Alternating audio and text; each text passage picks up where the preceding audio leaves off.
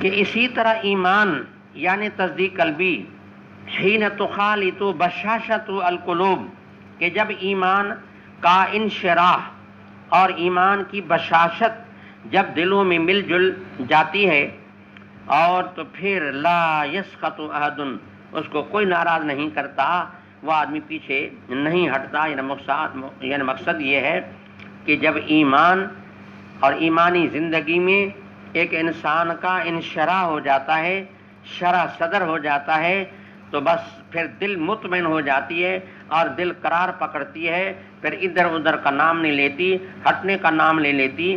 تو یہ ہے ایمان کا معاملہ، شرح صدر کے بعد بس پھر دل کو قرار ہے۔ تو اب یہ حدیث ہے، امام نے فرمایا کہ تم ہمت کرو، کوئی ترجمہ رکھو، تو پھر اب کیا جواب ہے، آپ کیا ترجمہ رکھ سکتے ہیں؟ الایمان یزید حتی یتم، ماشاءاللہ، یہ بھی صحیح ہے کسی لحاظ سے۔ حضرت شیخ الہند رحمہ اللہ فرماتے ہیں کہ میں یہ کہتا ہوں کہ آپ ترجمہ یہ رکھیں فَمَن يُرِدِ اللَّهُ أَن يَهْدِيَهُ يَشْرَحْ صَدْرَهُ لِلْإِسْلَامِ، یہ ہے ترجمہ۔ باب قول اللہ تعالی فَمَن يُرِدِ اللَّهُ أَن يَهْدِيَهُ يَشْرَحْ صَدْرَهُ لِلْإِسْلَامِ، کہ جس کا شرح صدر ہو جاتا ہے، انشراح ہو جاتا ہے اور ایسی ہدایت مل جاتی ہے، تو پھر یعنی جب اللہ جس کو چاہتا ہے ہدایت کرنا، تو پھر یہ ہے کہ اس کا انشراح صدر کا ہو جاتا ہے، شرح صدر ہو جاتا ہے، اس کی دل مطمئن ہو جاتی ہے۔ یہ الفاظ قرآن کے الفاظ ہیں اور یہ حقیقت گویا کہ حدیث سے وَكَذَلِكَ الْإِيمَانُ حَتَّى حِينَ تُخَالِطُ بَشَاشَةُ الْقُلُوبِ کے ساتھ اس ترجمے کی مناسبت ہے۔ یا فرماتے ہیں کہ آپ یہ ترجمہ رکھیں کہ مَن يَهْدِ اللَّهُ مَن يَهْدِهِ اللَّهُ فَلَا مُضِلَّ لَهُ، مَن يَهْدِهِ اللَّهُ فَلَا مُضِلَّ لَهُ، کہ جس کو اللہ ہدایت کرے تو اس کو کوئی بھی گمراہ کرنے والا نہیں ہے۔ بابو من يهده الله فلا مضل له، تو یہ ترجمہ بھی ہو سکتا ہے۔ آگے ہے باب فضل من استبرأ لدینہ۔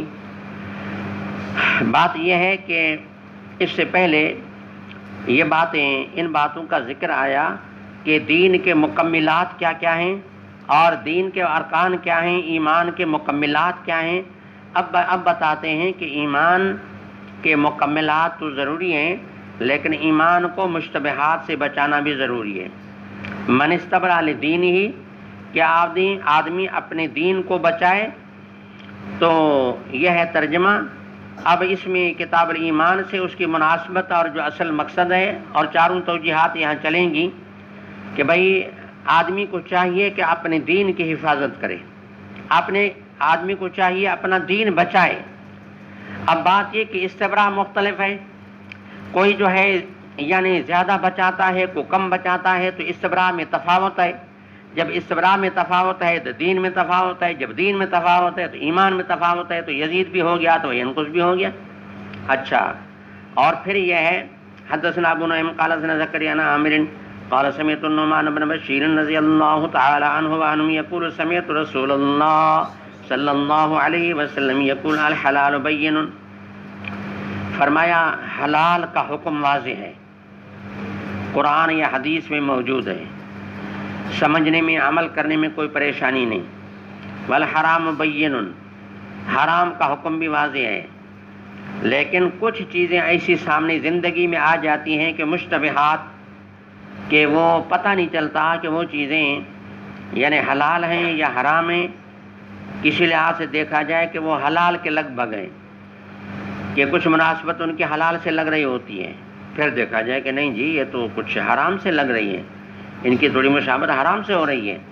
اب پتہ نہیں چلتا کہ ایسی صورتحال میں آدمی کیا کرے، وضاحت نہیں ہے۔ فرمایا لا یعلمھا کثیر من الناس، ایسے مشتبہات جو ہوتے ہیں یہ اتنے کثیر ہوتے ہیں، بہت سارے ہوتے ہیں کہ کئی لوگوں کو ان کا پتہ نہیں چلتا یہ چیزیں ہیں۔ اب ان کا حکم کیا ہے، کیونکہ حلال کا حکم تو واضح ہے، حرام کا حکم واضح ہے، اور مشتبہات کا حکم اللہ کے نبی بیان فرما رہے ہیں۔ اس میں یہ ہے کہ آدمی چاہے کہ اسی مشتبہات کو چھوڑ دے، لا ما یریبک الا ما لا یریبک، جہاں آپ کی دل کو قرار نہیں آ رہا اس کو چھوڑو اور وہ طرف لے لو جس میں دل کو قرار آ جائے۔ تو یہ اس قسم کی بات ہے کہ شبہات سے جو آدمی بچے، فمن اتقى الشبہات استبرأ لدینہ، تو جو شبہات سے بچ گیا اور اپنے آپ کو مشتبہات سے بچایا، اپنا دین بچایا۔ تو یہ ہے کہ ترجمہ ثابت ہو گیا کہ آدمی کو چاہیے کہ دین بچائے، اور دین بچانے کی صورت یہ ہے کہ اپنے آپ کو مشتبہات سے بچائے۔ پھر مشتبہات سے بچنے میں باہمی لوگوں کا فرق مراتب ہے اور اس میں تفاوت ہے۔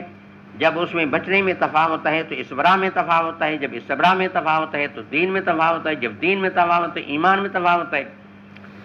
اور آگے وعرض ہی کہ آدمی اپنی عزت بھی بچائے، ورنہ ایسی مشتبہات چیزوں میں ایک انسان کی عزت خراب ہو جاتی ہے۔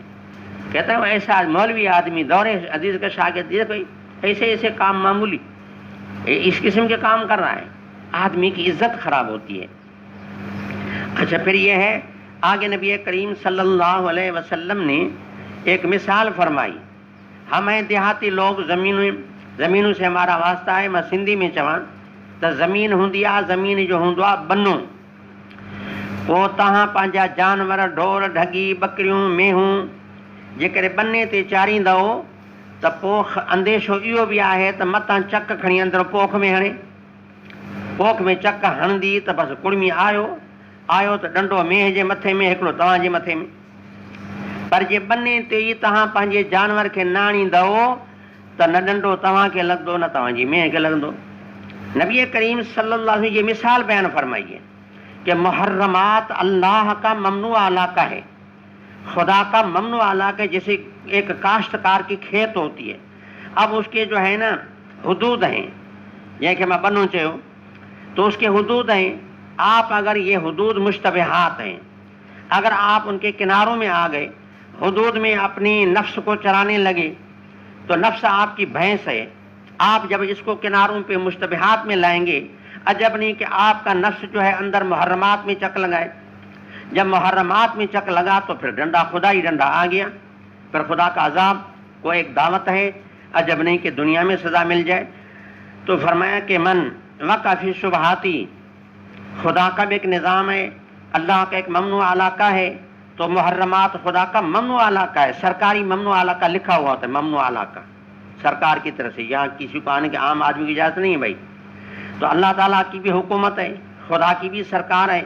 من وقع فی شبہات کرائن، تو جو آدمی شبہات میں پڑتا ہے چرواہے کی طرح ہے، یرعا حول الحما، حما ہے ممنوع علاقہ، چراگاہ کو کہتے ہیں، جو ممنوع علاقہ حاکم یا وڈیرے کا ممنوع علاقہ ہوتا ہے کہ بھئی اندر یہاں کوئی نہ ہے۔